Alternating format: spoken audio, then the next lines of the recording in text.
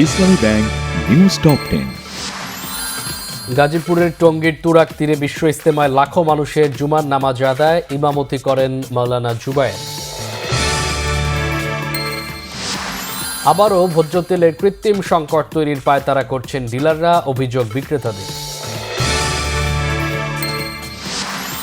বইমেলাকে ঘিরে নিশ্ছিদ্র নিরাপত্তার ব্যবস্থা নেওয়া হয়েছে। ঢাকা বিশ্ববিদ্যালয় এলাকায় কোনো ভারী যানবাহন চলাচল করতে পারবে না। টিএমপি কমিশনার শেখ সাজ্জাদ আলী বলেছেন, দেশের বাইরে থেকে হরতাল সহ বিভিন্ন কর্মসূচি দিয়ে অস্থিরতা তৈরির চেষ্টা করছে আওয়ামী লীগ। তিতুমীর কলেজকে বিশ্ববিদ্যালয় করা সহ 7 দফা দাবিতে সড়ক অবরোধ করে অনশন চালিয়ে যাচ্ছেন শিক্ষার্থীরা।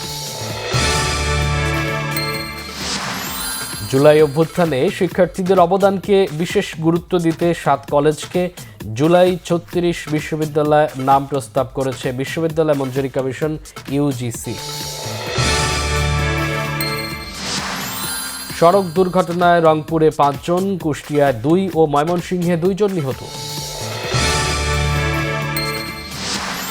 2 বছর কারাভোগের পর 16 বাংলাদেশি কিশোর কিশোরীকে হস্তান্তর করেছে ভারতীয় পুলিশ।